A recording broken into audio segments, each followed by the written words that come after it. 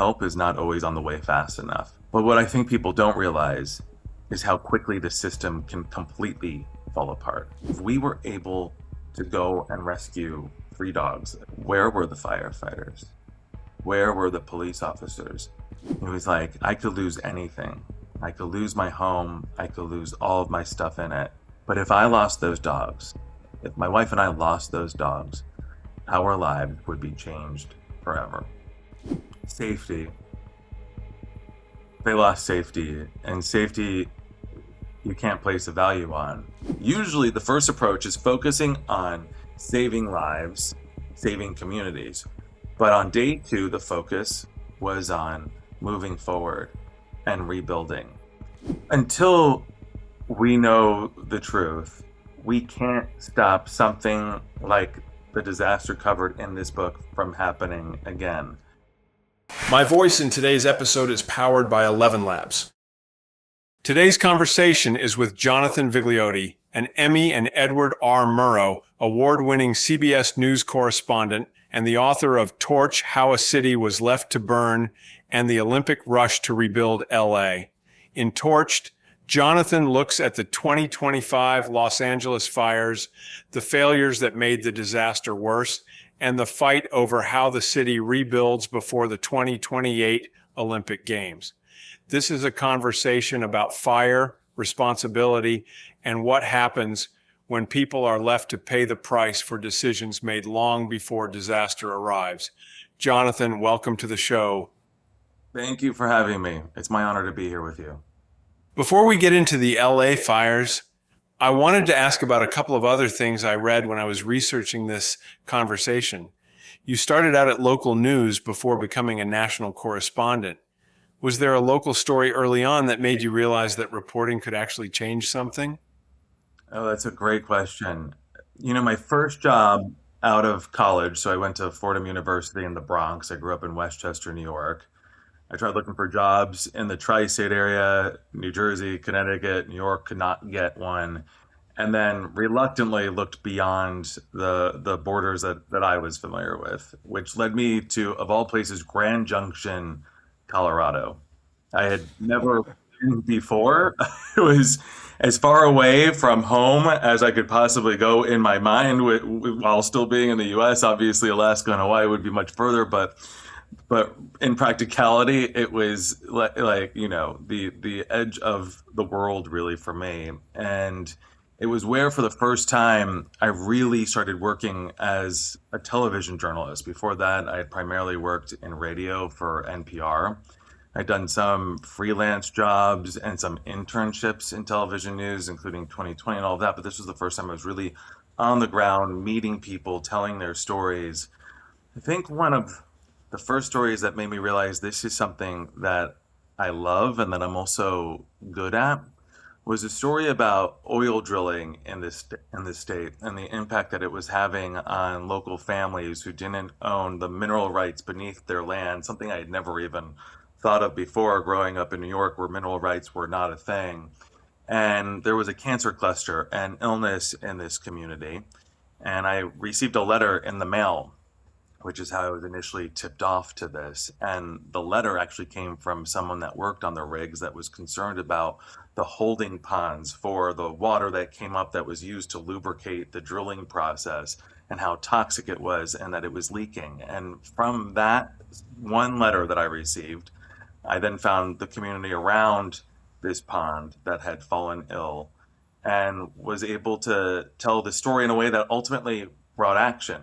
The companies involved, and there were multiple companies, came together and actually fixed the problem, and it became part of the statewide conversation surrounding drilling very early on in my career. And when I say early on, this was back in 2005, 2006.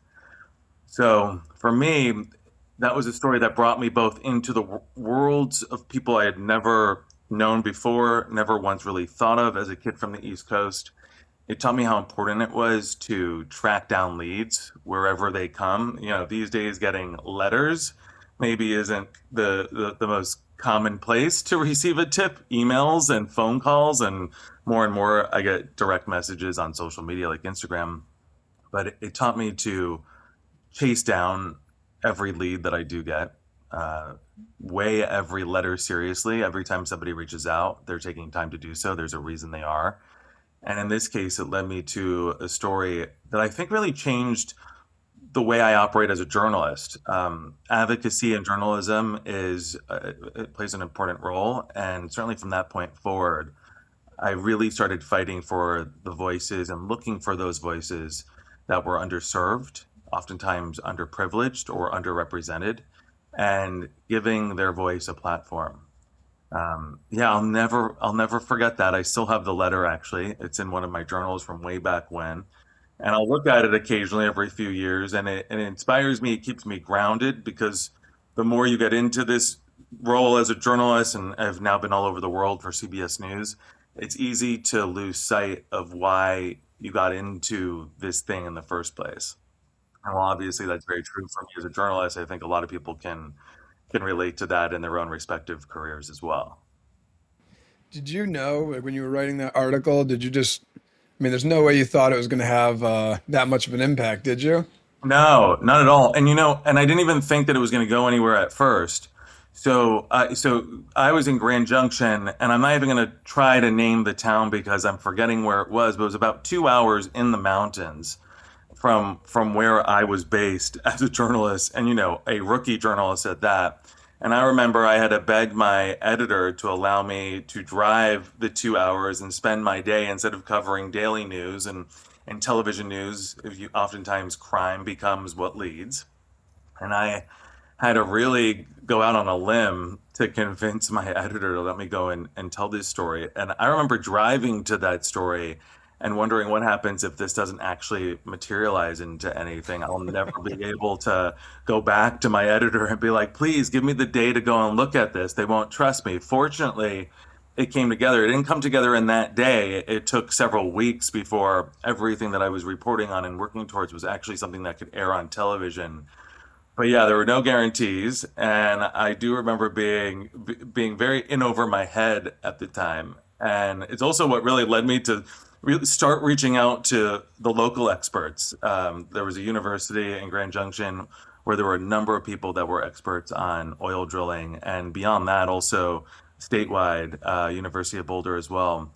So I really started to lean into research for the first time more than I ever had before. This kind of story was very different from the day-to-day crime beat that up until that point I was really focused on. Again, it was my first job.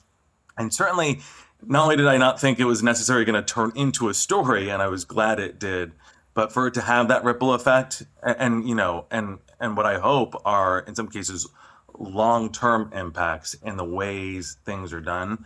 I don't think it's possible to go into a story thinking that's going to be what results.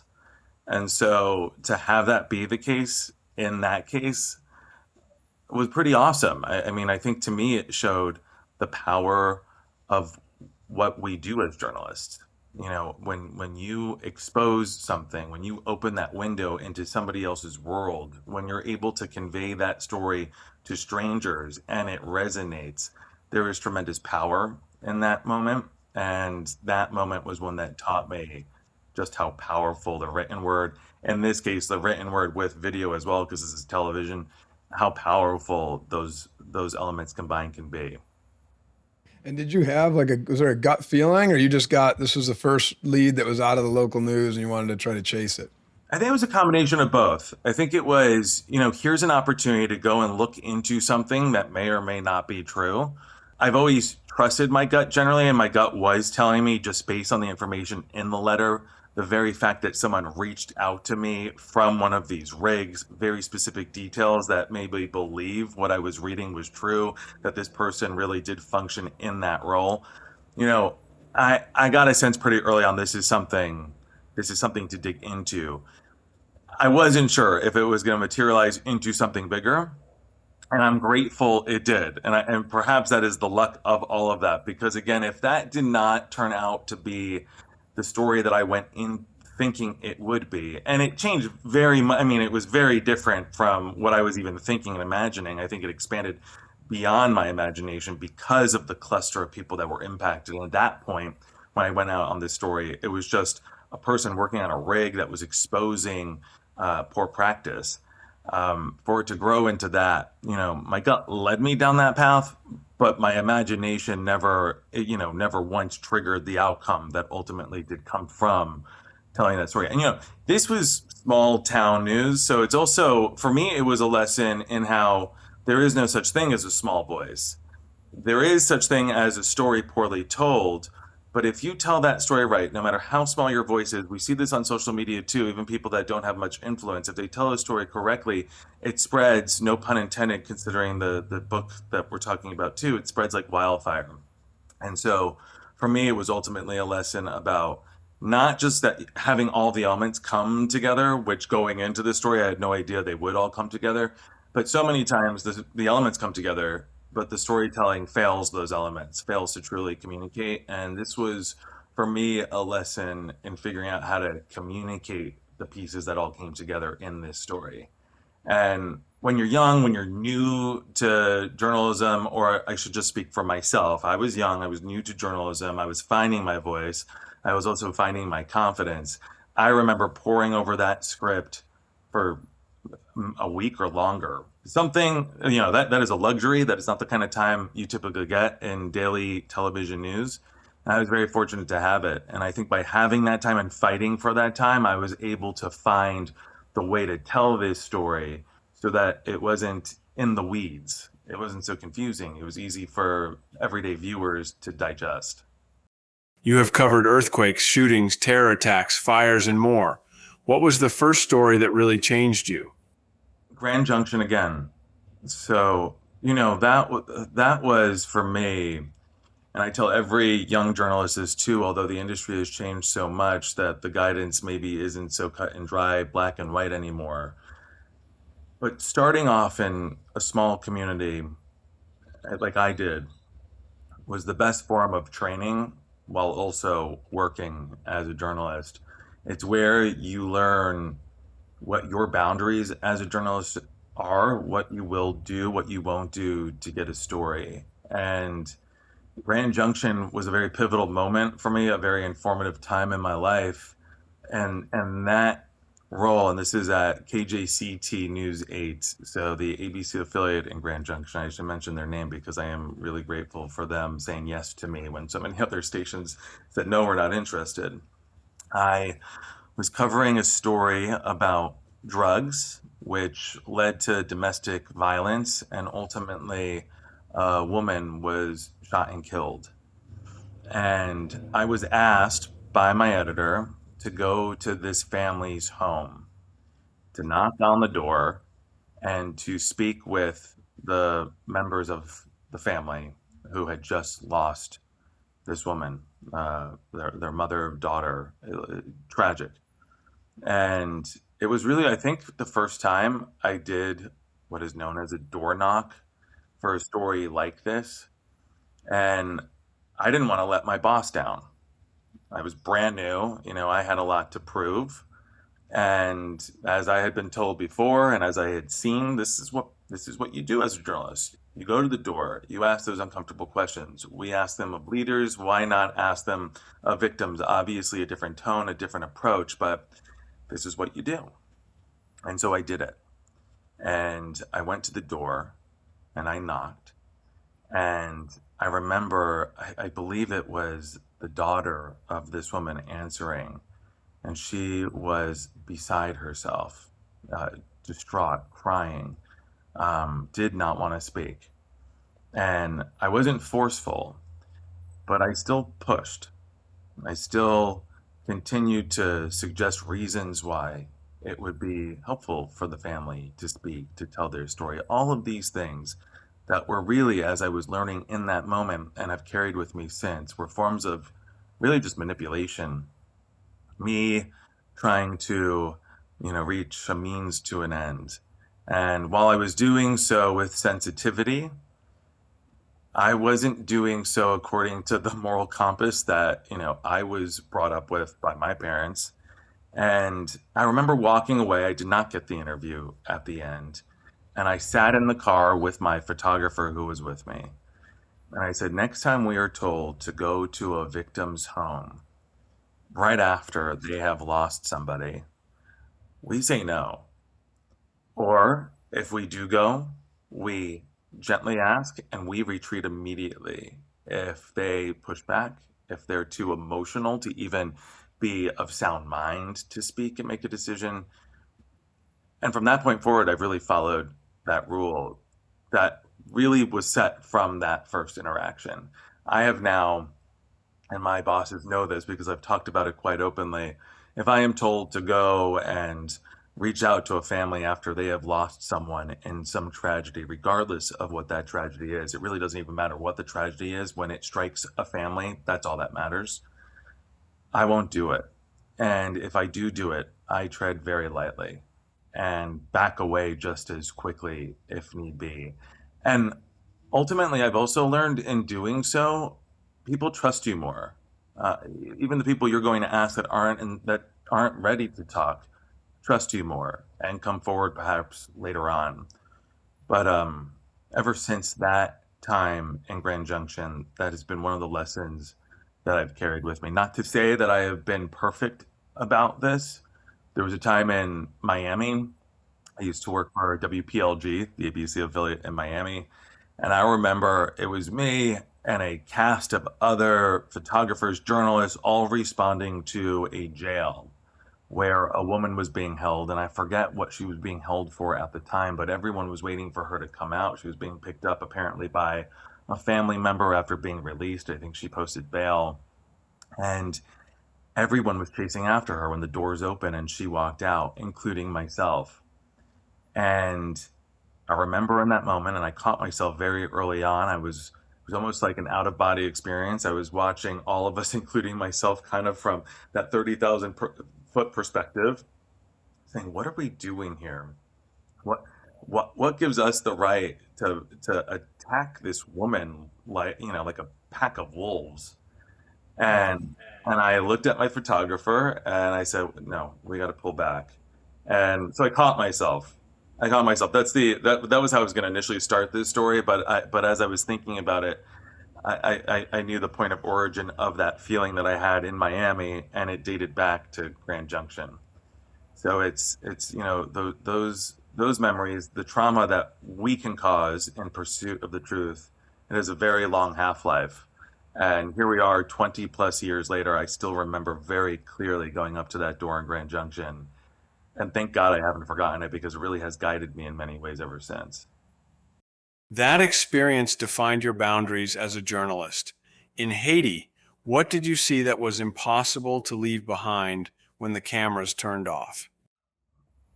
We arrived in Port-au-Prince. It was the day after, and we were there as part of a mission, a relief mission to bring supplies that had been collected in that short period of time. I mean, I remember the chaos from the very moment we arrived at the airport. You had reporters everywhere. Many of them didn't feel safe to leave the perimeter of the airport. A lot of people were still trying to figure out security to even get into some of the areas that were the most impacted. For me, we had a team that was already organized and waiting for us. I just remember the chaos in the streets. Haiti has struggled for a very long time and long before the earthquake was struggling. And my perspective only existed in that moment, not from a historical perspective. But what was very clear and what was very hard to leave behind was not just the poverty that was built into the very foundation of Haiti before the earthquake hit, but the destruction that made any kind of recovery, any kind of opportunity for those to claw themselves out of that poverty nearly impossible. Uh, there was a lot of death everywhere that we walked, and I tried to avoid it at all costs, but it was hard not to pass by what looked like dead bodies in the streets. What was very clear was the emotion that infiltrated every scene that I saw. There was so much sadness and so much grief, and a lot of that historical, but then you add the salt to that wound that was this earthquake, the fact that there was so much corruption, the fact that leadership was really unscathed by so much of this, while those that were on the streets without homes were struggling to figure out where they were going to get their next sip of water. So I left that. I was there for a few days, and I left with this sense of injustice and also accountability. We went to one local leader, and I forget the province that we were in, but it was one local leader that played a role in rebuilding, that was going to be handling a lot of the money that was brought in through donations. And the property where he was unscathed by this earthquake, and there were landscapers there. So as humanitarian organizations are coming in from all over the world at this point to assist those that need water, that need food, that need just any kind of roof over their head to survive, you had this local leader who had this beautiful home. How it was built, unclear at the time, but certainly the focus on that property was as if nothing else was going on outside of it. And when I spoke with that leader, and this is back in 2011 now, 2000, I think it was 2010, 2011. I went back a few times. He was proud to show the property and how tone deaf that was, given the reason that we were there. And we ended up doing a story and investigation on that. There was more scrutiny placed on where the funds were distributed and who ultimately had control over those funds. But I think from that point forward, holding the powerful to account became something that wasn't really part of, my dictionary, my toolbox as a journalist. And from that point forward, standing up to those that have the power to make change became something that, not that I focused on it, but I certainly have not shied away from it ever since. The book Torched, that learning lesson very much applied in this book. Also applied when I responded to the Lahaina fire that destroyed Lahaina on the Hawaiian island of Maui in 2023.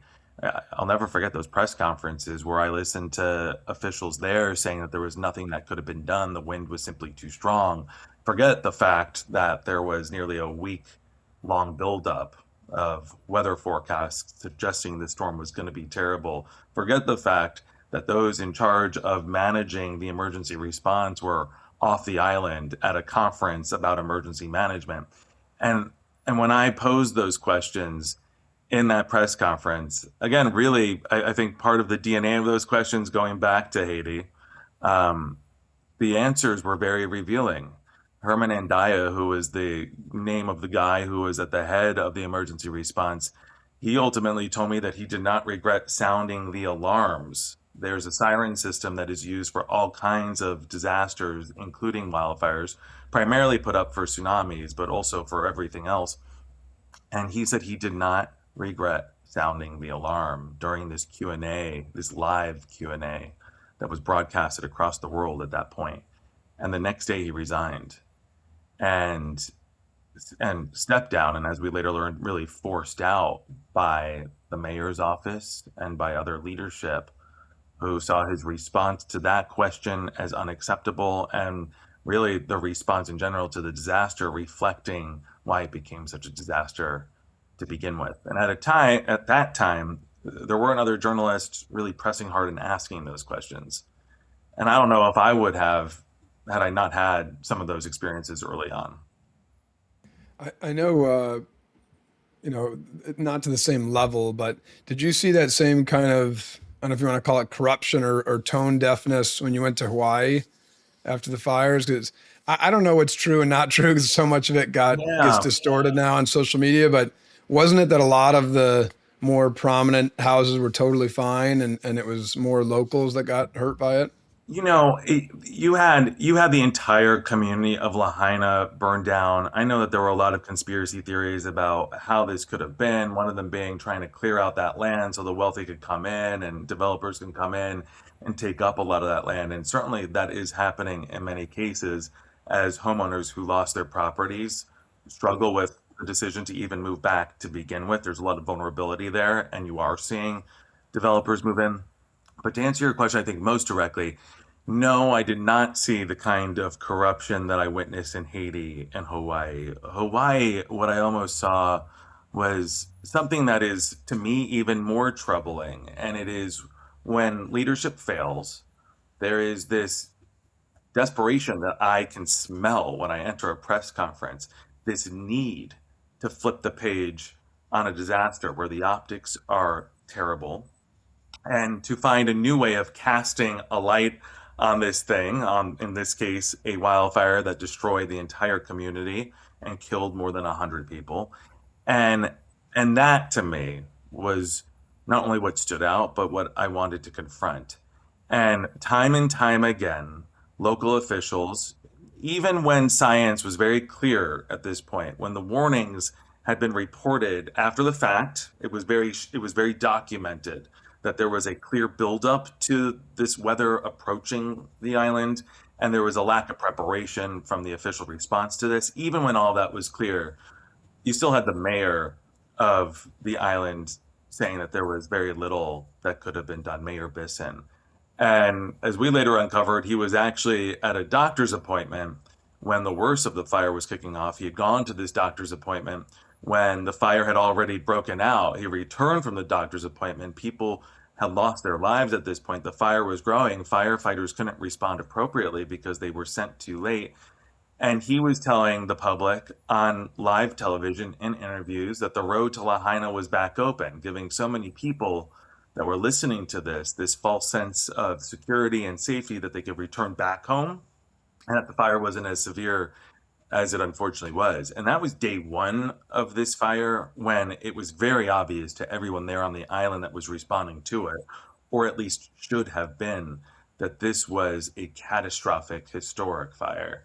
My team and I, we arrived about, what would I say, 12 hours after the fire started. So the fire started on one evening. It was like early evening dusk, and we landed just after dawn and then took a boat that we chartered out to Lahaina because you couldn't get through. There were roadblocks. No one was being let through. Reporters weren't being let through. It was my first time as a journalist not being let through to cover a scene. Typically, in response to disasters like this, journalists are allowed to go through just like other first responders. And I found it very curious that we weren't being allowed in. And so we chartered this boat, which dropped us off, and we arrived in Lahaina. There were no firefighters, there were no police officers, but there were a lot of residents that were running away from their homes that were still catching fire at that point, homes that had already burned down. One person, he was on a motorbike. As we got off this boat on this like makeshift dock, I remember, and I'll never forget, he told us, "Don't go down that way. There are bodies in the street. They couldn't escape the flames." And we didn't go down that way. We stayed in the area that we were in. Safety was a big issue. Again, so many of the roads we were watching still on fire. And in those early hours, I didn't think corruption, mismanagement, poor communication. I thought disaster, right? But then, based on the interactions I was having in those press conferences, which were some of the interactions I was having in Haiti and in other places, where it's almost like as if nothing is going on, as if there is no disaster going on in this nice little press conference that's 20 miles away, it immediately, in my mind, triggered, okay, there's more to this. There is more to this. So corruption, not so much, I don't think, but misinformation and denial, yes. How do you balance, like, there's times, I'm not saying for you specifically, I'm saying the media industry as a whole, because now it's the currency is clicks. So now something minor can get blown up into something major just because someone wants to make a headline that gets people to click on it and more eyeballs to it for their career. And they're just trying to take care of themselves and their bills and their family. I'm not saying they're doing it out of, evil or anything like that. But it's like it's so hard to balance because when I was reading this stuff, just as a consumer of it, right? You're on the ground, you're seeing this, you're living it. I don't know what to believe because you've got, is this the media blowing something out of proportion? Is this the local government? And it's just so hard as a consumer. You don't know where, and every station, twists the story so radically in their favor. I guess and when you're listening to news or you're hearing about a story, what do you look for to see kind of where the credibility lies? Yeah, and it comes down to trust. So for me, as you were talking, I was thinking about where do I get my news? And I get my news from the standard places. I watch CBS, of course. That's where I work as a national correspondent. I watch ABC and NBC. I'll watch Fox News. I'll listen to NPR. I have those places that I have gone to consistently over the past 2+ decades in my career and before I even got into journalism. In fact, so many of these places inspired my pursuit of journalism. And through that trust and that relationship built over that time, that's where I feel comfortable in saying, okay, I believe this. That doesn't mean that you're getting the entire story. And oftentimes, especially as you now have this reduction in the workforce in journalism, which is a completely separate story, but all connected, you don't have the manpower and really the bandwidth to think sometimes beyond the story that's right in front of you, not all the other elements that could have contributed and factored in. And so I'll use a lot of the stories I listen to as guidance for thinking broader. Social media is another place where I will go to social media. There are influencers on social media that I think do a good job at distilling the information. Oftentimes they're pulling though from information that was found firsthand from the major news organizations. I think that having these influencer journalists, it's important because it keeps us on our toes and makes us make sure that what we're doing is right. But I do think, kind of to the broader point of your question, as journalists become more branded, and I'm not sure when exactly that started to happen, but there was a change from when I was in school to where I am today, where somehow, some way, being a journalist meant you had to be some kind of personality. Anybody that is a personality, or somebody that I think is a personality, that could be self-motivated behind their reporting, and this really comes to a authenticity aspect behind all this, and our guts, I think, as humans, we're really good at understanding if somebody is authentic or not. The minute I don't feel like somebody is being authentic, or the minute I think somebody is trying to serve something up to me for more clicks, maybe being influenced to exploit a headline to get more clicks, that's the minute I tune out. And I would suggest that anybody, if their instincts are telling them the same, take it with a grain of salt. Feel free to click on it and watch it and read it. But I can't tell you how many times I am out on a story, covering a story. I can give you an example. It's the first one that comes to mind recently, Nancy Guthrie. I covered that case for the first month of the search for Nancy Guthrie. I can't tell you how many times I watched news reports where the information was wrong, where those on the ground knew it was wrong and misleading, but went with it because it was a click driver.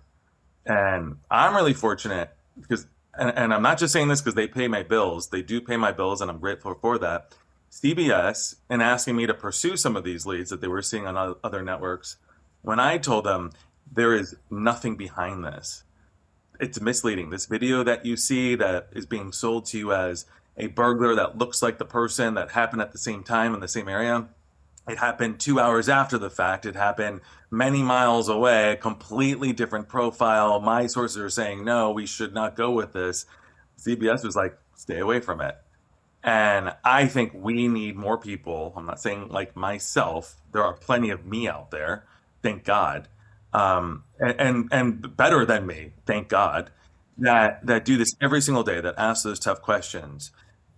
But I think as the viewer, it really is ultimately up to trusting who it is you're getting your information from. And I think we all know deep down when we can trust what we're being told and when we're not. Because I had a lot of people, and even when you were saying, Troy, about what you were hearing during the Lahaina fires, I have so many people still to this day. I'll go to, whether it's like a little dinner gathering or like at an event, asking me about Nancy Guthrie and if this was all set up, if the family was involved, because that became one of the big clickbait stories very early on. And the first thing I'll say is absolutely not. And that's why you have to be careful where you get your information and perhaps what's driving the motivation behind even putting out that information to begin with. And oftentimes, Troy, to your point in how this conversation began, clicks. I think if we're telling news and we're tailoring our stories based on clicks, that's how we know we've lost our way in the story itself. Yeah.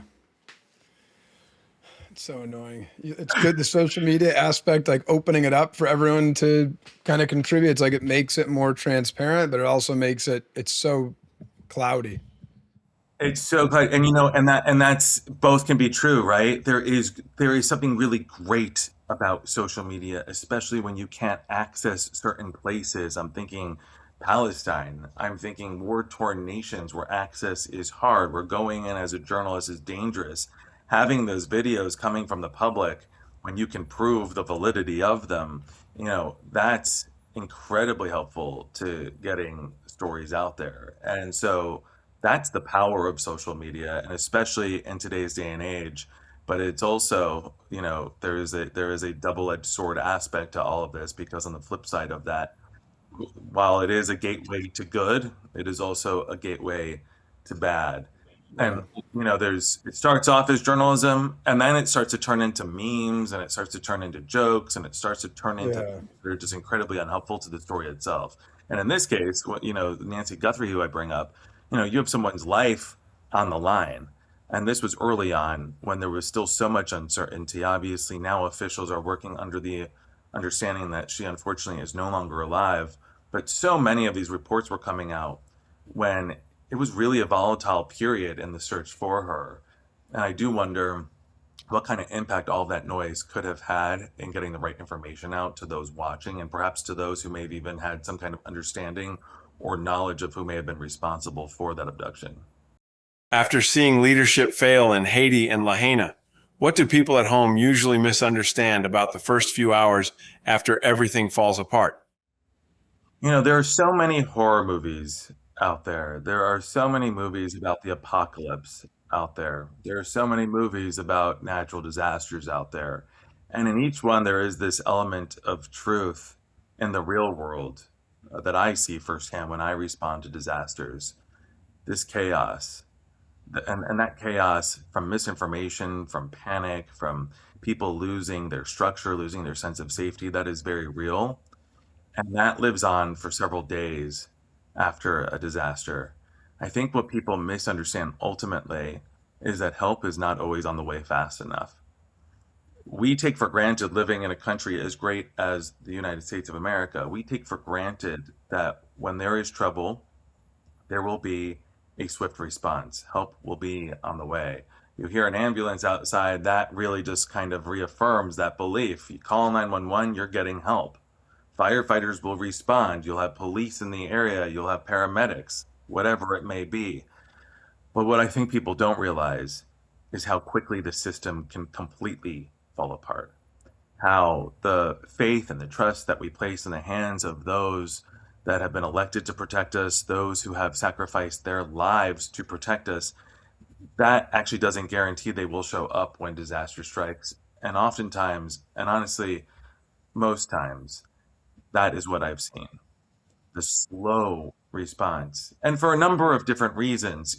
Every disaster has a different reason for a slow response. In the case of the LA fires of 2025, as my book really argues, and I think really shows based on my sourcing and the experts I spoke with, it was a failure of leadership. But that's not always the case in all the disasters.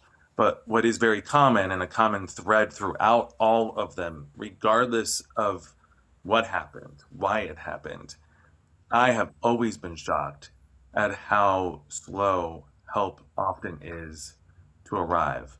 And help could arrive to one home or one neighborhood fast, but when you're talking about a disaster that's wiping out an entire community or most of one, if not more, people are alone for a very long period of time before that sense of safety returns, if ever. And then that kind of brings me to the other part that a lot of people don't understand. It's not just those first few days. You know, Television news will arrive at a disaster. We'll stay there on the ground for a few days, maybe longer, depending on how big that disaster is. But once we leave, and once that spotlight is no longer on a community, that community is forgotten. And I think people at home don't appreciate how important it is to have reporters on the ground covering these stories. I'm oftentimes asked, why go and cover a story? Why cover a hurricane? Why do you have to actually be there? Why do you have to be there for a fire? There are many different reasons you have to be there. I think I've made some of them clear here. A lot of it is accountability, witnessing what's going on, public information, being there on the ground, you could see firsthand what's going on. So if something does get screwed up along the way, you can try to figure that out and help prevent history from repeating itself. But there's also a more practical aspect to being on the ground, not just getting the word out to residents before a disaster strikes, but also being their platform to get their voices out if the government is slow to arrive. I think back to Hurricane Katrina. I was just graduating from college at the time, and I'll never forget the slow government response and how journalists played a critical role. And those journalists were only able to be there because they got there before the storm hit. Forget about getting there after the fact in those first few days in the aftermath, because it was nearly impossible. And thank God those journalists did risk their own safety to be there, because they ultimately became the window that the rest of the world looked through to see what was going on. It put pressure on the federal response, and honestly, it really changed the way in which our country now responds to disasters, prepares for them, and responds. Though that's not to say that we have been flawless in the aftermath. That's not to say that we have learned all of our lessons. And sadly, Torch is an example of not learning one of those lessons. I think so a couple of things I got to say. One is it's interesting you brought up because my dad was actually, I saw it, Dad, you made a face. Uh, my dad was at a current affair when Katrina hit, and they took a helicopter into New Orleans. And my dad convinced them to bring the helicopter down and pick up a family. And they're like, "What are you doing? We can't do this." And they did. My dad convinced them, and they did it. And they picked up the family. And my dad was like, "We got to get more people." And they wouldn't let them, but they got this one family. And yeah, so to your point, it's such a crazy that's such a crazy thing, and I feel like we're putting too much pressure on journalists. I mean, it's part of the reason we need journalists, but really, like, how is a journalist able to get there and not some kind of some kind of help? Mhm. And then the second thing that you said that really rang a bell. We just had Mitch Albom on the podcast, Yeah. and he has that. I might mess up the name. I think it's called Say Detroit. It's a thing for the homeless population. Basically, when the Super Bowl came to town, they had all the homeless people, and they gave them a place to stay for like one night and food for one night to get them off the street. It was totally free. And then it was like maybe it was 2 nights or 3 nights. And then as soon as the Super Bowl left, they kicked everybody out. And so he had this. I think it's Say stands for, I think, like Super Bowl all year is what it. And now it's this program that helps tons of people, and it's been around for whatever decades, and that's almost really like what you're getting to, right? With the displacement of people in the fire, it's like just trying to clean it up temporarily. You know, those that are on the flip side of luck, and I hope for those listening, that is many of you, you don't have to think about what happens when your world is ripped apart. And so many of us, that includes my family, and I'm very grateful, and knock on wood, that they have been safe and sound and haven't been impacted in the ways that I have had to watch other people impacted. But that's what's so hard to witness and so hard to convey to others, is what happens, the long-term impact, PTSD and beyond, of losing a place as sacred as home. We take home those that are safe, that haven't had some of the issues like those that I cover. We take home for granted. I take home for granted. I mean, I cover disasters regularly, and I still take home for granted. There is this ability, I think all of us have it in our brain, and this is so that we could function every day without living in fear constantly, that we see something, it triggers something in us, maybe makes us take note, but then we're allowed to move on from it so that it doesn't destabilize us for the rest of the day and, moving forward. But what happens to those people that don't have that luxury of moving on, that return to a home that is lost? And what happens when it's an entire community? And what is the domino effect of 30,000 people? That was the case in Pacific Palisades during the LA fires of 2025 being displaced. What happens to them and all of the people they're connected to? And how does that transform a community? How does that impact politics moving forward and elections like the one we're in the middle of here in Los Angeles and the state of California? And I think that ripple effect is what so many people forget. the way that a storm radicalizes people, the way that a disaster, regardless of what that disaster is, can radicalize people. There was, and Troy, there's this like really interesting study. I wrote a different book about this, also published by Simon and Schuster, called "Before It's Gone." That did a deep dive into climate change and extreme weather primarily, but also the impact that extreme weather is having on communities that are impacted most most by it. And after Hurricane Katrina, and this has held true for other hurricanes and wildfires and other disasters, a significant portion of the population that has been impacted by a disaster, they lose faith in their leadership. Whether that's local, state, federal, they lose faith. And what happens when people lose faith? There can become a radicalization. People start to look elsewhere, demanding answers. If they're not getting it from the leaders that were involved, they're trying everything in their power to do so in some other way. It used to be very limited in the ways that people could reach out and demand accountability. That used to be up to just journalists alone. And this goes back to citizen journalists and influencers, because now social media exists. It didn't exist back in Hurricane Katrina years, even up until 2015. It really wasn't a viable place to really go and get information from the public. But now you have that demand for accountability. You can see firsthand the impact that a disaster that could have been prevented, that was poorly managed by leadership, regardless of where that is, in this case, obviously Los Angeles as it pertains to the book. But you could see firsthand now what happens when there is a failure to respond. And I think most notably, Spencer Pratt. We're obviously recording this on primary day. Who knows what will happen when this airs, and if Spencer Pratt will still be a name in this equation. But his rise to where he currently is, that exists because he was radicalized. He lost his home. His parents lost their home. For the past 16 months, they have struggled to get answers about what went wrong. And more importantly, for the first 12 months, they struggled to get those answers, to the point where, fed up, Spencer Pratt, who has no background in politics whatsoever, who has no background in leadership whatsoever, decided he was going to run for mayor. I'll let other people choose if that's the right path for him, if he should be, LA's mayor. That's up for those who go and vote. But regardless, we shouldn't lose sight of why someone like Spencer Pratt exists. He exists because of the pain that was caused and the lack of accountability. And I think, to bring this back to the beginning of your question, that's something that so many of us overlook. And Tim, to bring us back to your question, that is something that we overlook. And I say we because you ask people watching this, what do they overlook? I tend to overlook this too sometimes. The long-term impact, the long-term cost of a disaster, it is much more than just money in terms of homes lost and infrastructure lost.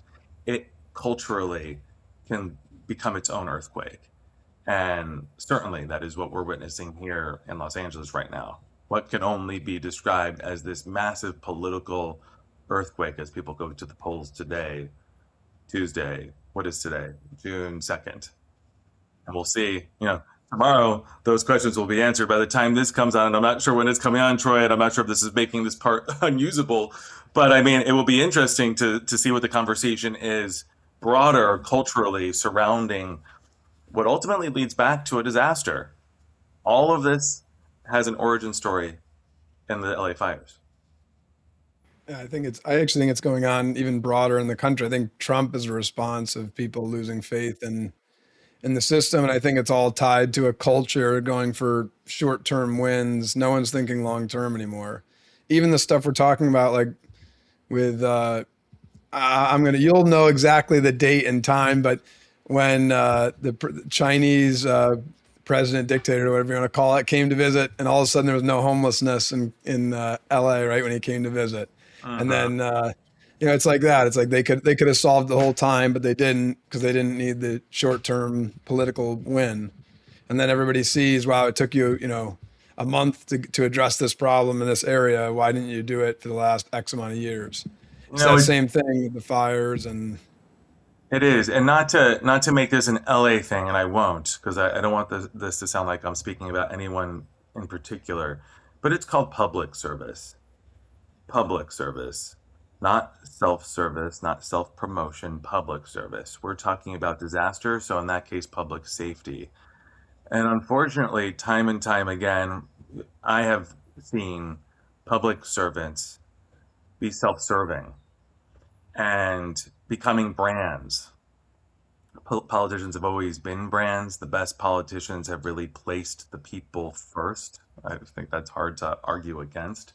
But more and more, I think we're seeing this drive where so much is focused on the optics, on any potential threat or damage to the brand. And if that benefits the public, wonderful, but brand first. And that's what worries me and where some politics are heading. I say some to give some leeway here, but that's what my concern is. You covered Sandy Hook, which is almost impossible to imagine from the outside. In a story like that, what did you decide not to show? I was I was in Madison Square Park, so in New York City, when I got the call about Sandy Hook from my editor. At the time, it was just a report about a gunman at a school in this community called Sandy Hook, which I'd never heard about. Newtown. I had never heard of the community, the school, anything. And I grew up in Westchester, New York. I grew up very close to this area.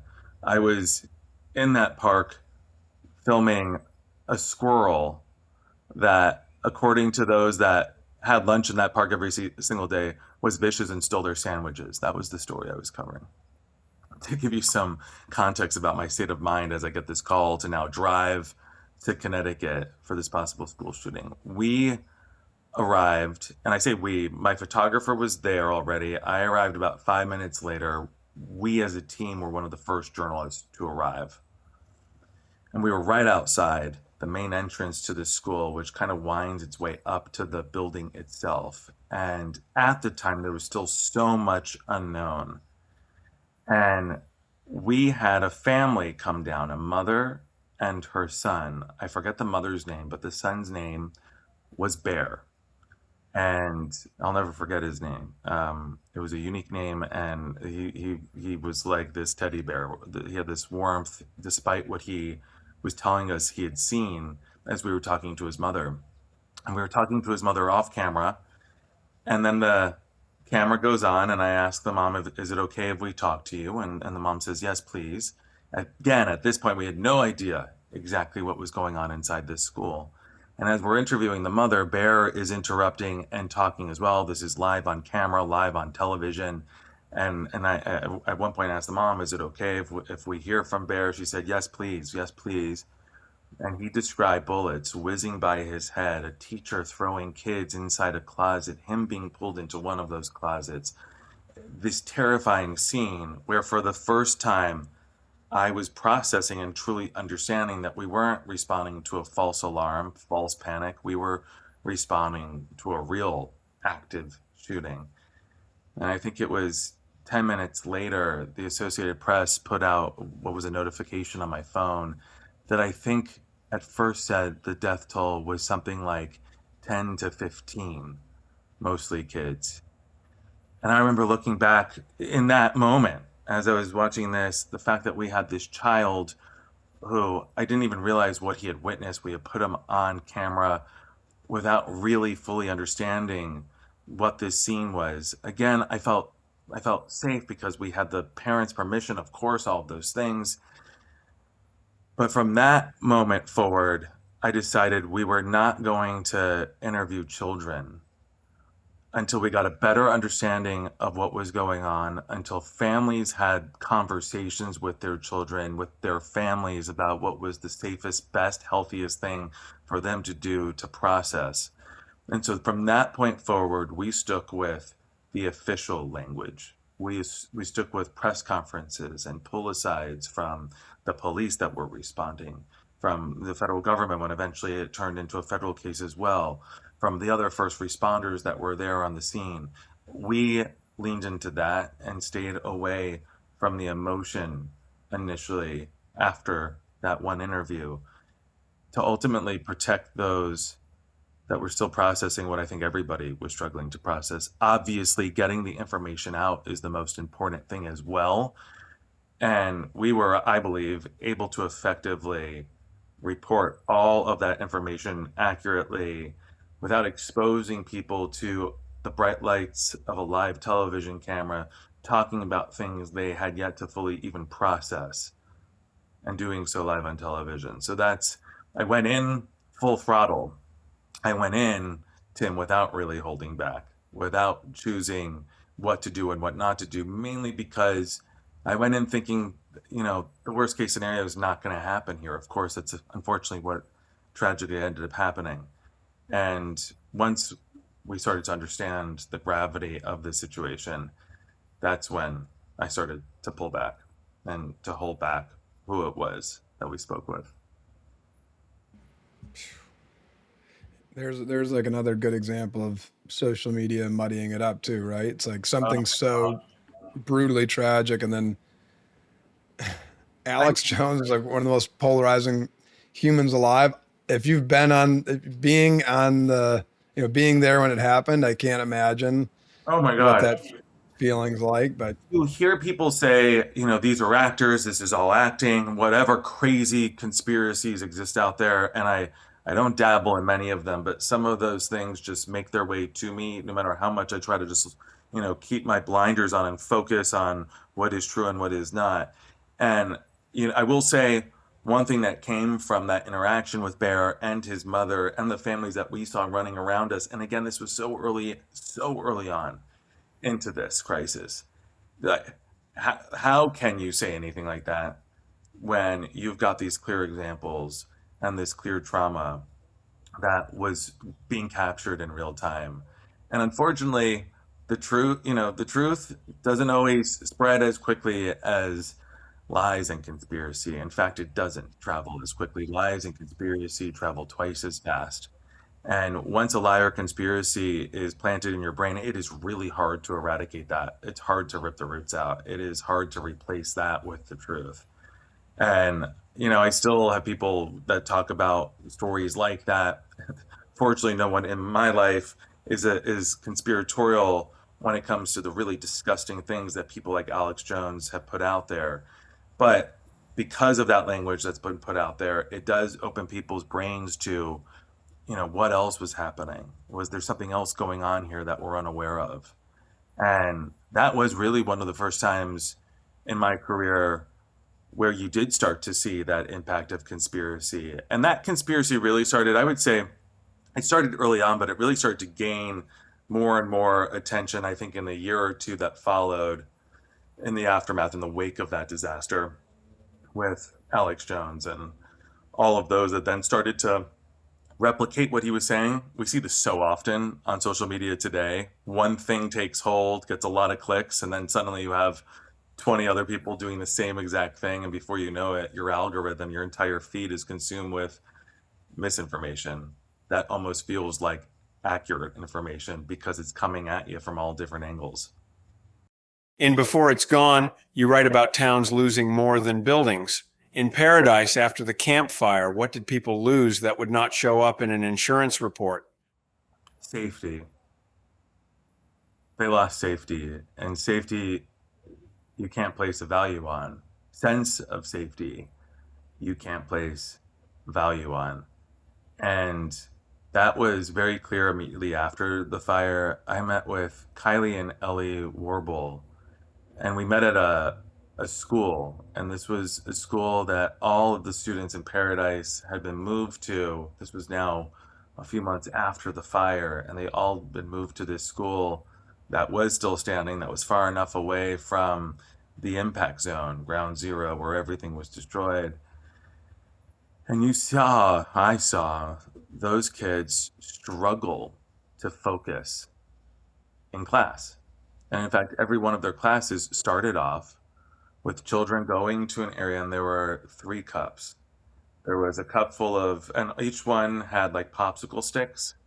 One cup had popsicle sticks dipped in yellow, another dipped in red, another dipped in green. Green is you're feeling good today. Red is you're like really depressed, like you don't want to be here. Yellow is, I don't know. I can't process it. And most of the students in that class, months later, when asked how were they feeling, chose the red popsicle stick. Smaller amount chose the yellow, and like one or two chose the green. And in that simplest of forms, there was a measurement there on the impact lack of safety, lack of security had on these kids. And the kids would then, those that picked the red popsicle stick, would have to go and meet with a psychologist at school, and they would talk things through. And one of the recurring themes that these therapists and psychologists were being told and talking to these children about, what happens if there's another fire? Like we missed it, we escaped it this time. Like, will we not be able to escape it next time? Will we be able to prevent this from starting again? My parents, they're crying every single day. They're afraid for our safety. They're afraid for how they're going to make ends meet. Are we going to be secure? And so, just even from the lens of children, and perhaps like that's where you see it the most is from children, because they are so vulnerable, and they have found this way to express themselves before society says you can't, and before they get hardened and may lose touch with those words and those ways of expressing themselves. But to see them 6 7 year olds talking like this, I can't think of a better way of explaining, you know, what is lost beyond what the insurance premiums cover. Because everyone lost their homes, lost their items. Those things can eventually, some of them, be recovered. Those that have sentimental value, that family history, that can't be recovered, sadly, and that takes a big toll on a lot of families, and that's something else that that you don't see being replaced. But I think that speaks to this larger theme that I've noticed, and it's that of safety, and it's the toll that that lack of safety ultimately has on a community. We're now, how many years is it? 6, almost 7 years away from the Palisades, from the Paradise Fire. So the Paradise Fire, which was destroyed by the Camp Fire destroyed the town of Paradise and a few other communities, and only a small percentage of that community has returned. The ones that moved back pretty quickly were those that were able to get their insurance premiums to pay out fast so they could rebuild. A lot of them had the means to rebuild in ways that exceeded code, that made these people feel safer in their homes. God forbid another fire comes. But those that were unable to get their insurance providers to pay out the premiums, those that didn't have independent wealth to move forward as they waited for some kind of payout, a lot of them have not returned. And initially, I thought it was financial, that the financial aspect of this was holding a lot of people back. But in that conversation, as part of the story that I did, where I met Kylie and her daughter Ellie, and as I continued to cover this story for the years that followed, what became very clear, not just from those that I was speaking with, but also from the numbers when you look at who has returned back. So many people afraid for their safety. A lot of children still have nightmares to this day. That is true for their parents. And I think that is, and I say I think, I've spoken with a lot of wildfire experts on this. I've spoken with a lot of therapists about this as well. So it's not even I think. They think, and their studies show that that lack of safety is now slowing down efforts for these communities to return to what they once were. And I think that's, aside from the clear and obvious tragedy of losing a community, of losing people's lives, I think that's the other aspect to all of this. You're losing this history that connected so many people together for decades, more than a century, in the case of Paradise. And what happens when you lose that? Those questions aren't fully known, and those are being studied also by several professors that I've been in touch with as they try to follow where these families go, wherever they do go. And he has followed a few. They never find that stability again. They find a way of erasing the reminders, the daily physical reminders of being in their community every day, seeing the burn scars, seeing the neighborhoods that haven't returned. Sure, that helps. But in what they don't see, and the fact that they're in a completely foreign place, no matter how comfortable they settle into that place, they're always reminded of what happened. And that's certainly true with the families that I've spoken with, not just in Paradise, but in Palisades, Lahaina. The list of disasters goes on. Your new book, Torched, is about the Los Angeles fires, but it is also about the decisions made before the flames arrive. When did you first think this was not just a tragedy, this was a failure? That first day, so January 7th, 2025, the Palisades fire broke out just before 10:30 a.m. that morning. My team and we arrived shortly thereafter, about an hour or so after the fire began. And when we arrived in town, there was chaos from the very beginning.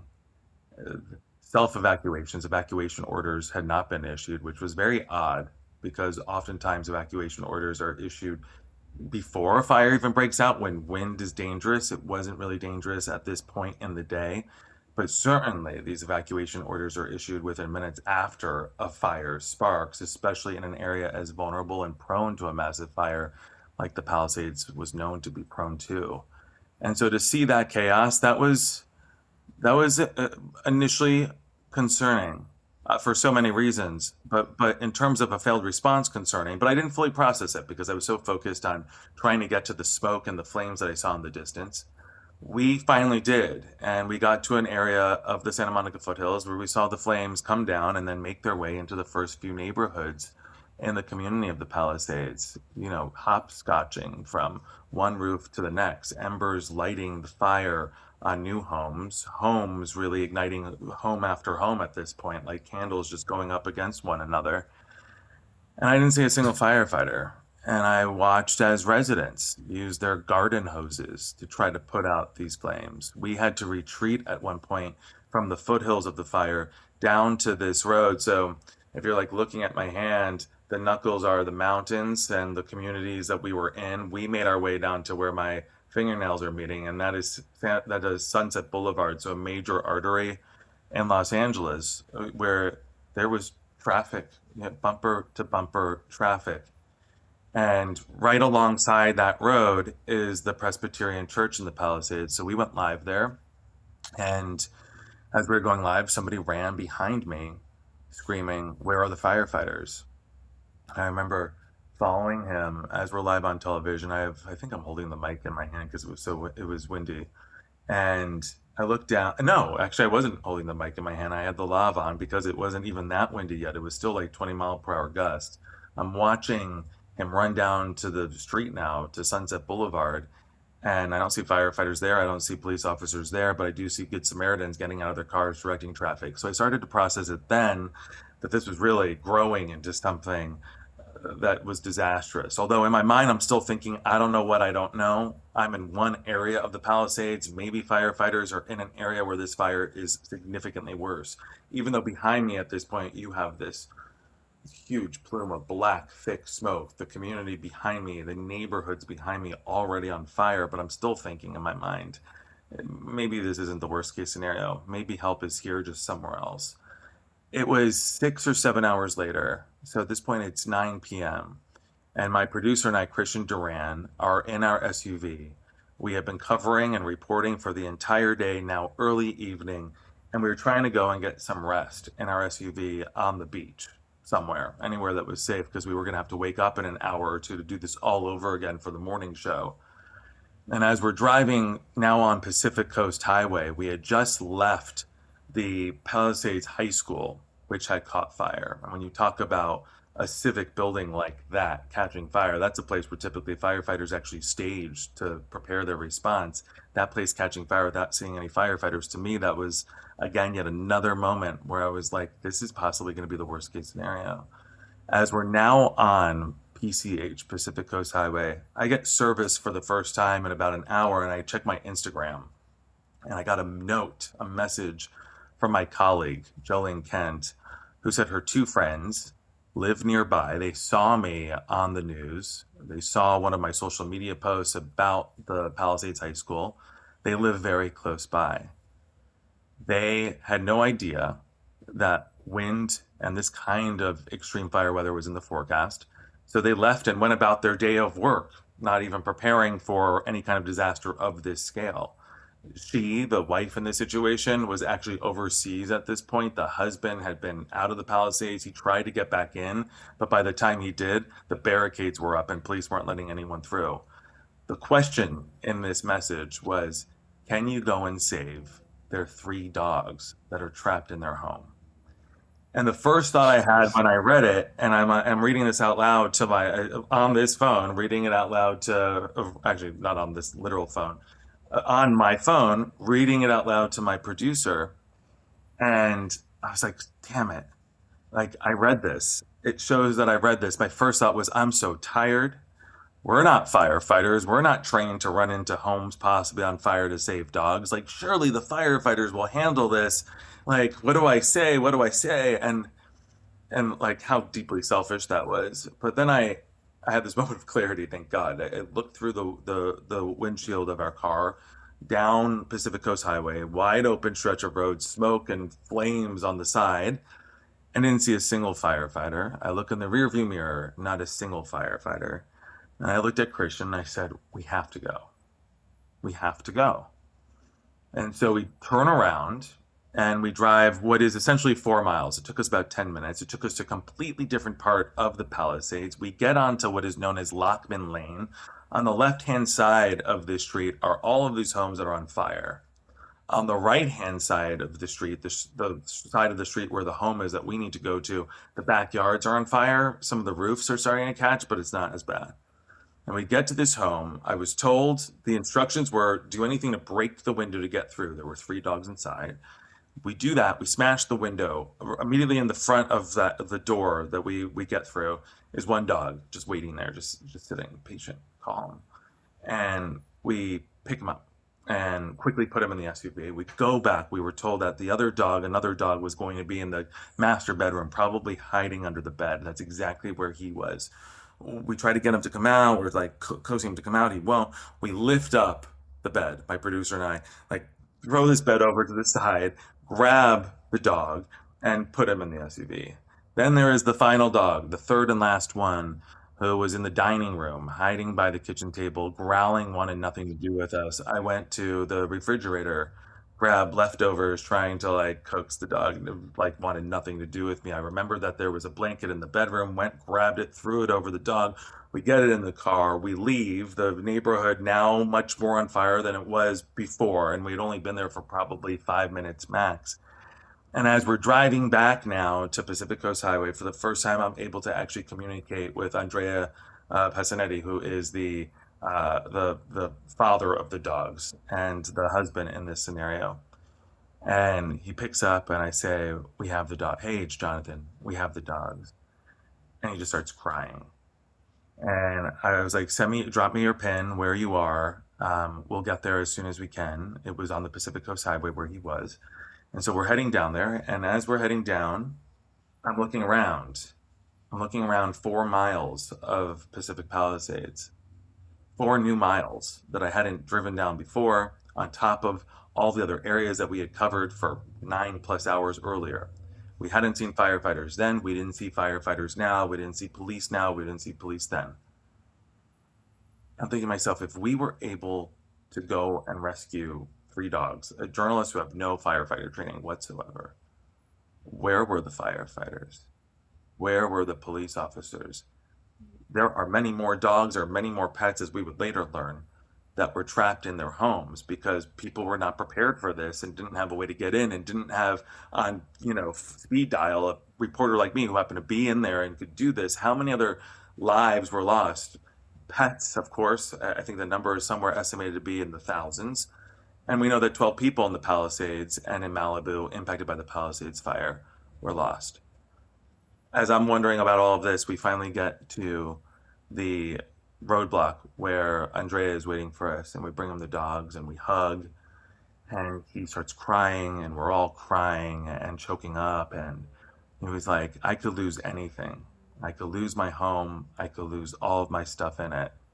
Shortly thereafter, he lost everything, his home and all the stuff in it.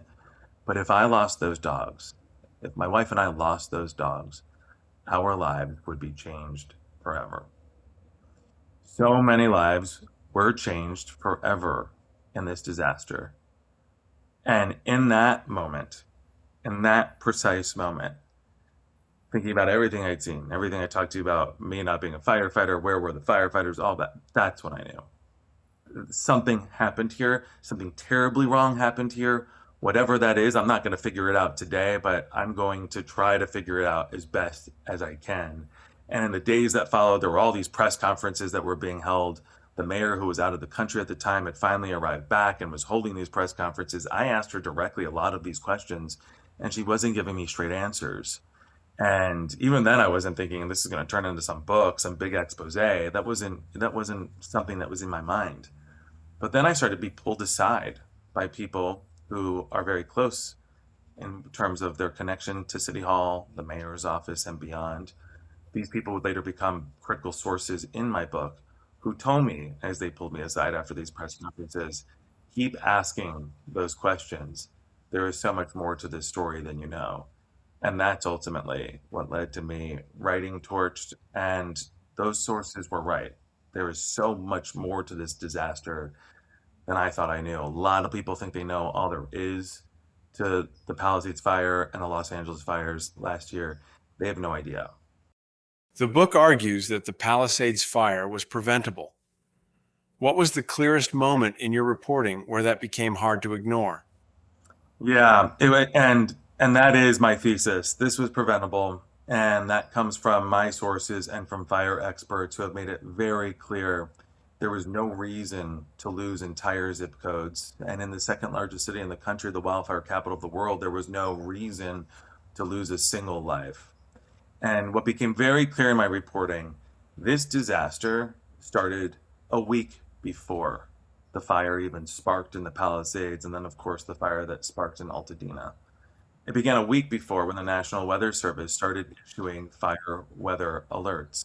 And every single day leading up to January 7th, 2025, those alerts got more threatening, more severe. The winds were picking up to the point where it reached 100 miles per hour. But even when the winds were being forecasted at 50, 60 miles per hour, which is critical wildfire behavior at that point, if you have a fire spark under 50-mile per hour wind gusts, that is a huge threat to a city. The mayor was aware of those warnings. My sources have made that very clear. And she still chose to go to Ghana on a last minute assignment. And in doing so, she failed to notify those that would handle the emergency response where precisely she was going and who would be in control. And so, with the mayor gone, over the weekend leading up to this crisis that emerged on Tuesday, there was a lack of control, a lot of uncertainty as to who was sitting at the top of this chain of command. And as a result, a lot of people were working in isolation. There is this argument that says the mayor can go and travel wherever she wants to. And sure, I think that's 100% fair, and that's right to say. But then the key question is, in that traveling and in the mayor's absence, are the right people put in charge? And this matters for two reasons, because the mayor actually has a very important role during extreme weather. This is by city charter. She is the commander in chief. She acts as a conductor of an orchestra of agencies, making sure everyone plays in tune. If she is not there, if she's not paying attention, you see agencies working in isolation and playing out of tune, and that's certainly what happened.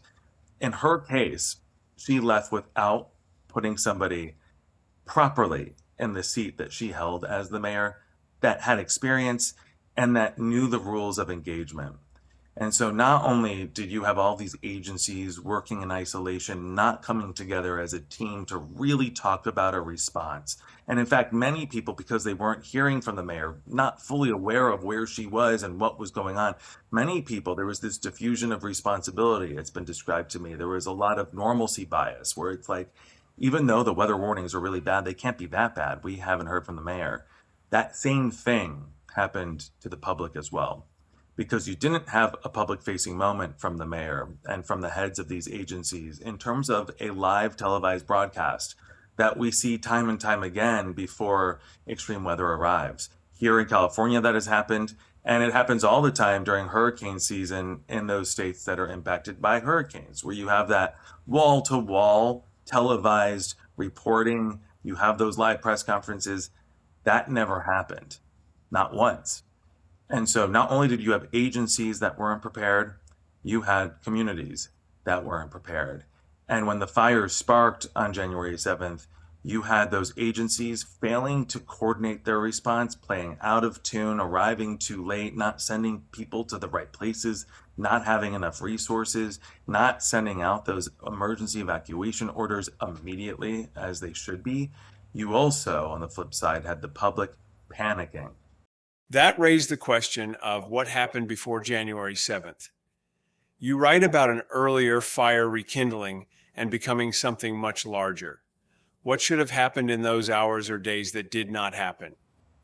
And you're talking about the Lockman fire, Tim, and I'm glad you point that out because it's important. The Lockman fire happened on January 1st, the very early mornings of January 1st.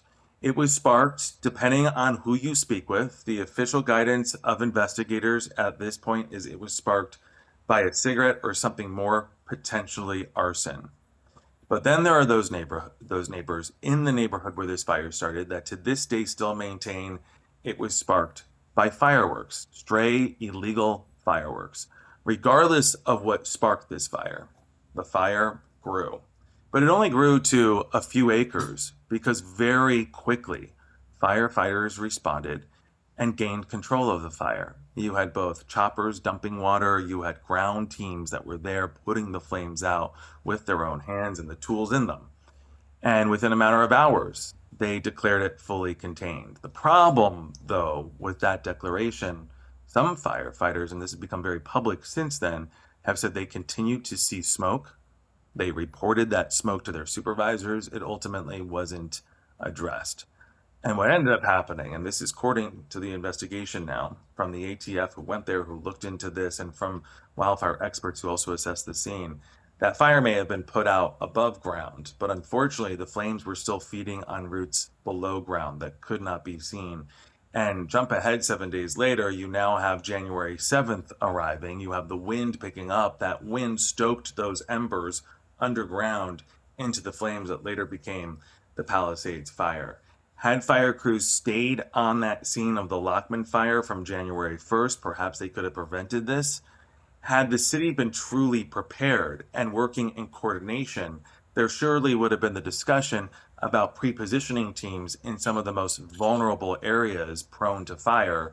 And one of the most vulnerable areas surely being the area around the Lockman fire, because of the fire that had just happened there and the knowledge that sometimes fire burns deep underground for weeks, if not longer, after a fire is put out. So there were many failures. And those failures came from the very top. And unfortunately, they ultimately impacted the public, who placed their safety in the hands of the leadership of the city in this case. In Torched, residents are not just angry that their homes burnt, they are angry because they believe they were failed. What did you hear from them again and again? From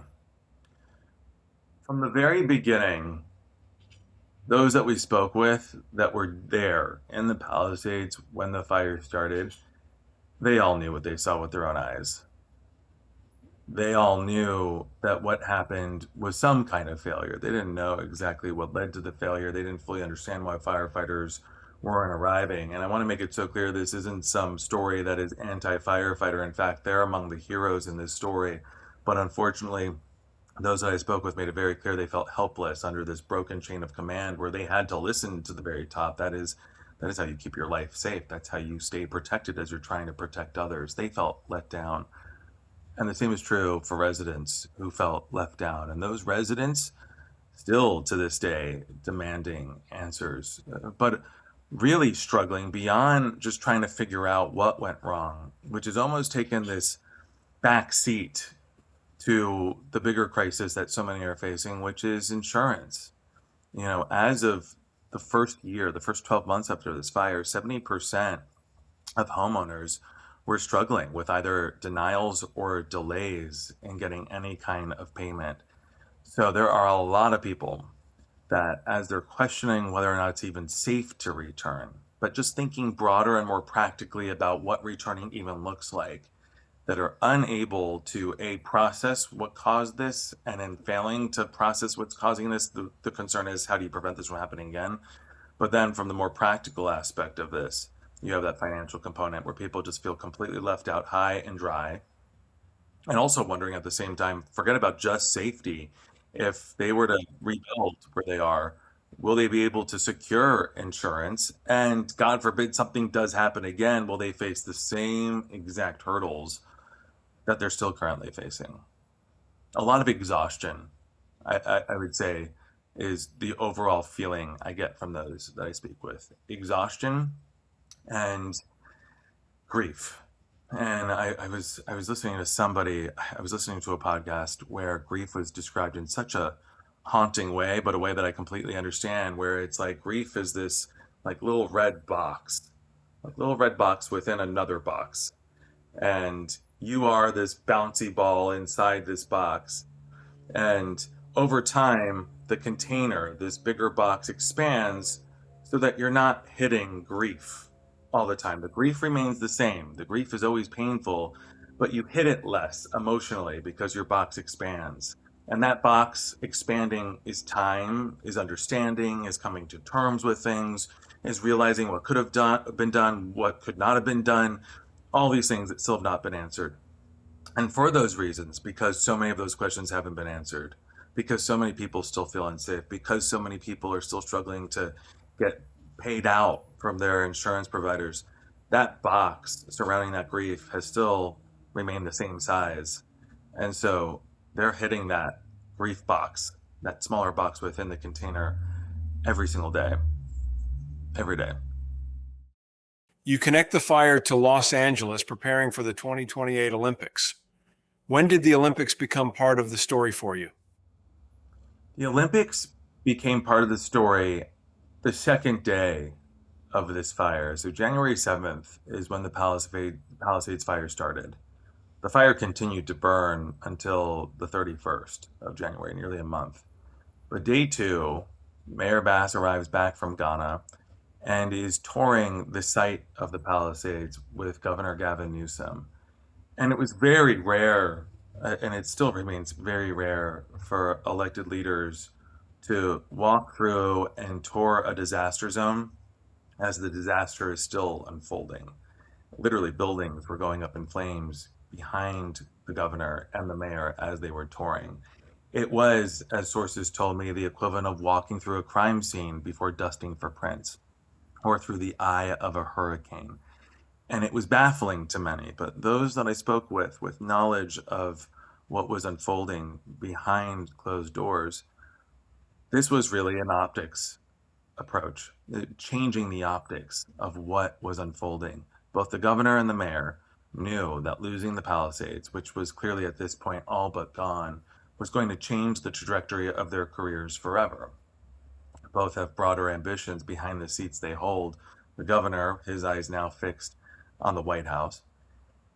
And in doing so, in trying to change the optics, the sources I spoke with made it very clear they set their eyes on the Olympics, because to lose the Olympics, that wouldn't be just damaging to one's career, that would be game over. And at this point, already so early on, close advisors to the president, including the late Charlie Kirk, were suggesting very openly that the president move the location somewhere else to another state because California would never be ready in time.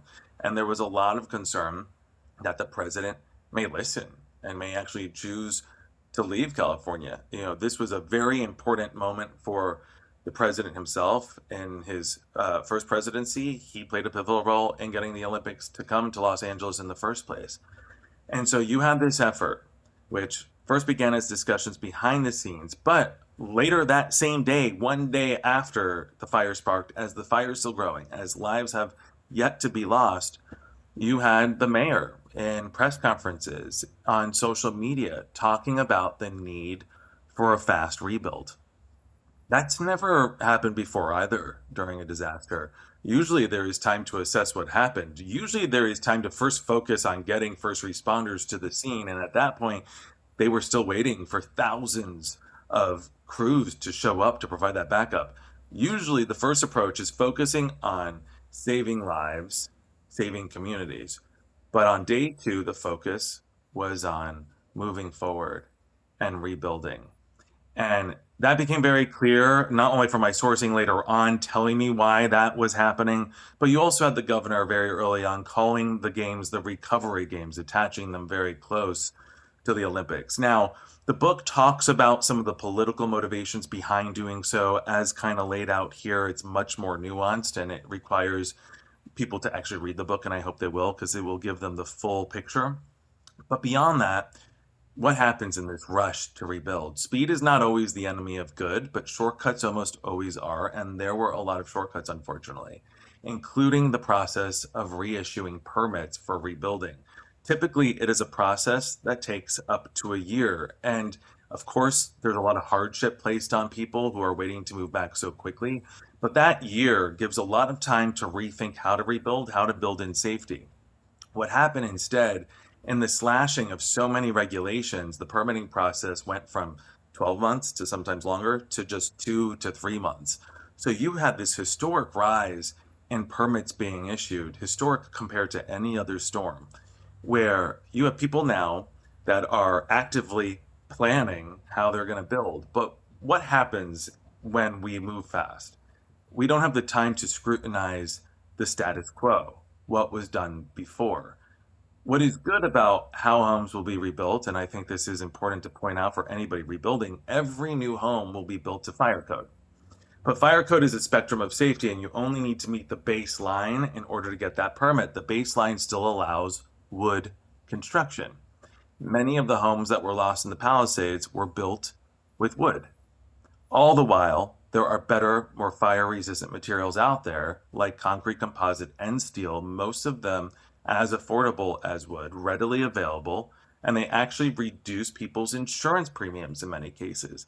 But in this rush to rebuild, we are not taking the time, and by we, I'm talking about leadership in the city and the state, to educate the public about these materials, about these tools, about these new blueprints that exist that build in safety. And so we're creating vulnerabilities where unfortunately history could repeat itself. Now, there is hope in all of this because even though permits have been issued at a historic rate, there's not enough manpower here in Los Angeles to begin breaking ground. So you have a lot of people with those plans for their homes and their materials ready, waiting for architects, contractors, builders to actually break ground, to finish what they're doing, to come and focus on them. And in this window, I think there is an opportunity to be educated on the other materials that exist, ways moving forward to build in that safety in your home. Because I think what people want more than anything else, the people that I speak with, I've spoken with many, yes, they want to move back fast. But if you ask them to list what is the priority, safety is the number one priority. Beyond that, moving back fast. Safety, though, is always the number one priority. And unfortunately, safety is not being prioritized in the way the city and the state have moved forward so fast with this rebuild. Again, tied to, and this has been very clear in my book based on my sourcing and even based on the own language that has been put out by the governor and the mayor, tied directly to the Olympics and making the Olympics an event that goes on without a hitch and making sure that the stage, which is Los Angeles, is a beautiful one. When a city is trying to protect its image for the world, what can happen to the people who are still standing in the ashes? I think what ultimately happens, you have a community that lets its guard down again. When the focus is on an event like the Olympics, at least from a city's perspective, that means you're taking your eye off the long-term ball, the bigger ball, the more important ball, which is a community lost. 80% of the Palisades was lost. Nearly 7,000 buildings, many of them homes, destroyed, 12 people killed. You're losing sight of public safety while trying to promote a city for an international prestigious event. And what happens when you drop the ball in safety? You know, we've been talking about this idea of fast, not giving time to scrutinize, not giving the time that is required to reimagine the worst case scenario and plan for it. I think ultimately that's what the public is losing, and especially those people, the victims that lost their homes, that's what they're losing in this focus on the Olympics. The phrase, "they let us burn," is very direct. When you heard residents use language like that, did you think it was fair? Yes. I thought it was fair then, even not knowing the full story behind what happened. After rescuing those three dogs and seeing what I saw and what I did not see, I thought it was fair. And now, after 12 months and longer, actually, of reporting on this and all of it in this book, I don't just think it's fair. I know it's fair. The intent was not to let a community burn, but for those who lost their community, that is certainly what it feels like. And it is very hard for those that I've spoken with to understand why all these many months later, you still don't have the leadership in charge then taking ownership over what happened and providing answers and solutions for how to prevent this from happening again. After a disaster, leaders often say it was unavoidable. When you hear that, what should ordinary people be listening for? When I hear that, the first thing I think is that's convenient. And I think people should be listening to what is convenient and asking themselves what is now inconvenient. And it is certainly inconvenient for the mayor and for others in charge of this response to acknowledge the many missteps. It is inconvenient to own up to that during a campaign season leading up to the run for mayor. And it is inconvenient to have to comb through after action report after action report. There are several of them that have stated some of the failures. But as we now know, based on reporting from the LA Times, even some of the after action reports have allegedly been watered down by the mayor's office. The mayor has denied those allegations. I think ultimately what the public should be asking is for accountability. And you talk about some of these convenient things that we've heard. One of them, and this is still something I hear from the mayor herself just a few weeks ago, saying that this was a disaster caused by climate change. I wrote a whole book about climate change. I understand climate change well. Climate change is certainly amplifying our extreme weather and the weather that we're experiencing, not just here on the West Coast, but around the world. This, though, was a man-made disaster of a different kind. This could have been prevented. We have the tools, we have the infrastructure, we have the manpower to provide that protection. But if we are not using our minds to imagine the worst case scenario, if we're not even listening, and more importantly, to the science, to the weather warnings that for a week prior to this disaster made it clear there could be a disaster, then how are we going to stop this from happening again? That I know for everyone listening to this is a common theme, something I keep asking because, frankly, the mayor has yet to answer that critical question. I should point out, I reached out to the mayor's office, I reached out to the governor's office more than a dozen times over many months. Never heard back. I did hear back from the mayor's office, her comms team, and after having a conversation with one person, Zach Seidel, both on and off the record, after presenting him the key findings in my reporting, which is something I rarely do, but I chose to do because I understood and appreciated the severity of my reporting, and I wanted the mayor to truly weigh in and have a conversation with me. He, from what he told me, made me feel very comfortable with moving forward with the reporting in this book. Ultimately, though, he said, it is the mayor who speaks for herself, and she will get back to me. She has yet to get back to me. I have not heard from her at all. And so I think as I continue to do my work, trying to get to transparency, whatever that means and looks like, I think the public needs to continue asking those hard questions too. I hate to put you on the spot, but what do you think of Spencer Pratt and his campaign? It seems like he's shaking up the status quo. I understand someone like Spencer Pratt. And I think to say otherwise or to not seek understanding of someone like him is to fail to understand the shift that is taking place currently, not just in politics here in Los Angeles, but in the way people that live here feel about the place that they call home. Spencer Pratt, as we've discussed, his rise in this race speaks to his loss. His rise was born from that loss, the loss of his home and the loss of his family's home. And the difficulty, and really what has been an impossibility, because I have experiences as well, getting clear answers about how to prevent something like this from happening again. Regardless what you feel about him, regardless what your politics are, to dismiss someone like him is a convenience ultimately. And it's a convenience that comes from a place of safety. A lot of people in LA that I've spoken with that dismiss somebody like Spencer Pratt, it's much easier for them to do so because they haven't experienced what it is like to lose that foundation of safety and to lose their homes. I'll tell you, you go to a place like the Palisades, you go to a place like Altadena, which can't vote for the mayor because they're part of the county, but you talk to people there and they understand the existence of Spencer Pratt. And I think what is so important is seeking understanding.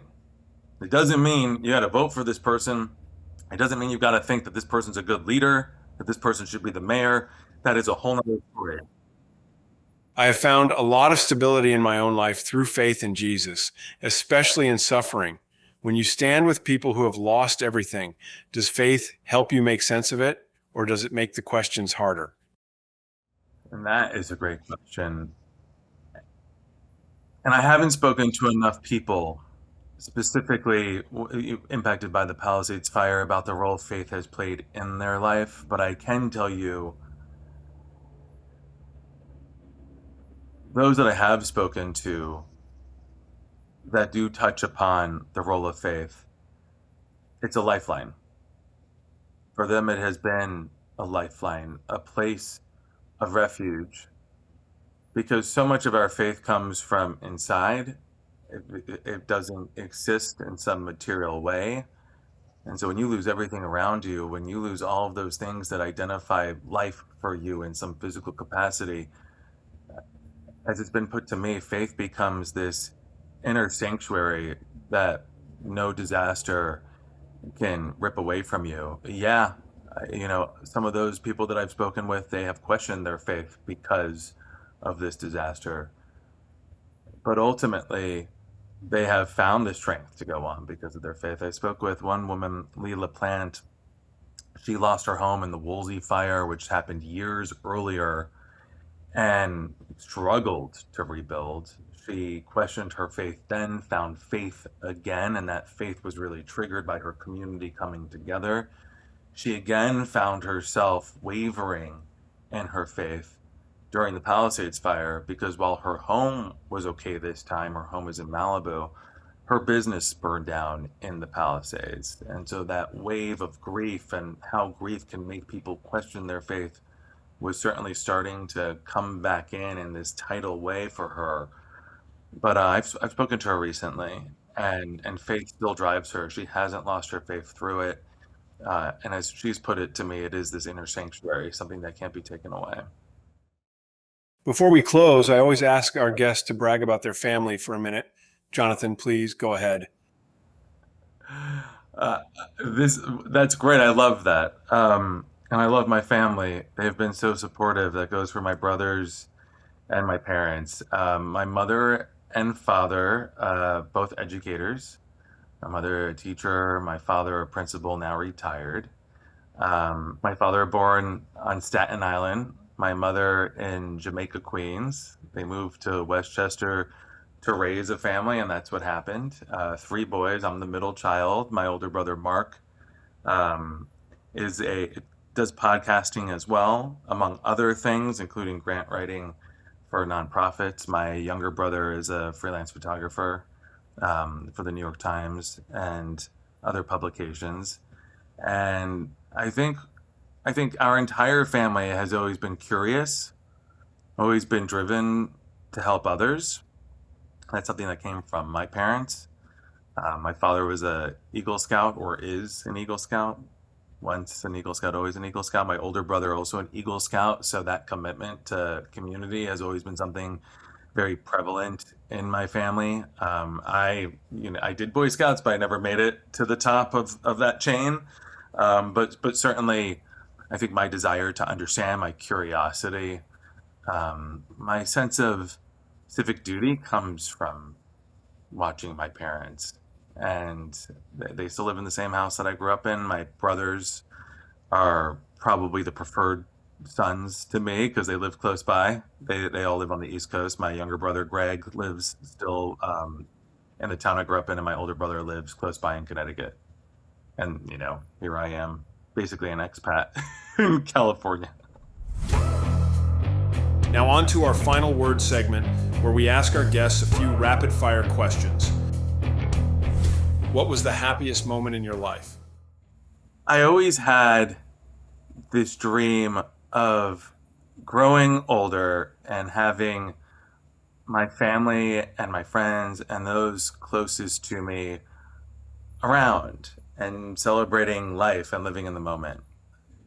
My happiest moment is a moment that actually happens. This is why I've been thinking about it, because it's moments. They happen once a year. My family has a place on Cape Cod, and every year, and I wish it happened every day, but unfortunately it doesn't. And maybe the fact that it happens once a year during July 4th makes it all that much more meaningful. But my family and my friends, we all gather together at my parents' place that they have on the Cape, and we're just living in the moment. So much love, so much happiness, celebrating milestones, celebrating in some cases drama, whatever it may be. We're together under one roof. And I remember as a kid wishing that, like, that's what I want my future to be. And I'm so glad that all these years later, that's my present. So my happiest moment is Cape Cod, family, friends together. And it is a moment that lives on inside of me the entire year until it comes around again. What is the biggest adversity you've faced? Being left-handed made me terrible at sports. And let me tell you, when you're growing up in Mount Kisco, New York, being a really terrible baseball player, soccer player, all of the above and below, that was traumatizing. So I'm going to say that I chose swimming as a result. What are you most excited about? Being healthy, being happy, having a sense of purpose, being surrounded by my family. I thank God every single day, and I knock on wood that my parents are healthy, happy. They live inspired lives. They inspire me through the way that they live their lives. And for my parents to be that way, to see my brothers that way, that's not to say life is easy. There's obviously so many difficulties that we all overcome, but that's what I hope for forever. And I know how fast things can change, so it's just something that I never lose sight of. What advice would you give your younger self? Never stop asking questions. Never stop losing curiosity, or I should say, don't lose curiosity. Always stay curious. Um, the work is hard. Continue working hard, but always hold on to those core values, and go easy on yourself when you screw up because it happens. Do you have any book recommendations for us or for the listeners? I'm reading Flesh. It is gripping in the way that it is told. It is written unlike any other book I have read. It is a bit spicy, so beware going into that. But it's a page turner. And it's written unlike any other book I have read recently. Truman Capote is one of my favorite authors. Uh, in Cold Blood, one of my favorite books. It really defined the true crime genre and narrative nonfiction, and and like living in his world for the duration of reading that book is a place that is both haunting and inspiring in some bizarre way because it's all centered around a tragedy that rocks a community. On a more lighter note, The Alchemist. I love Paulo Coelho. I love The Alchemist. Um, Home is where the heart is. We can travel around the world, and there's nothing like returning home. Not to give away what the book is ultimately about, but home is where the heart is. And then I'm happy to not be reading my book anymore, Torched. But I do recommend it to others. For me, I'm terrible at peddling books. The idea of selling a book is not something I'm good at. Selling anything is not something I'm good at. But my goal is to get this into the hands of as many people as possible. It is free at public libraries. So whatever that means for you, go get it and read it. It's an LA story, of course, but it's a story that I think can be applied to so many communities across the country. And ultimately, it's one about holding our politicians and our leaders accountable. So I hope you'll read. The name of our podcast is Nothing Left Unsaid. Do you have anything you want to say? I there are until we know the truth, we can't stop something like the disaster covered in this book from happening again. It has been said in other ways here, but for the sake of not leaving anything unsaid, I want to make it clear. I think it is very important for us all to ask these critical questions. In Los Angeles, challenging the response to the fires, how it happened, how we're rushing to rebuild. But this means different things for different people in different communities.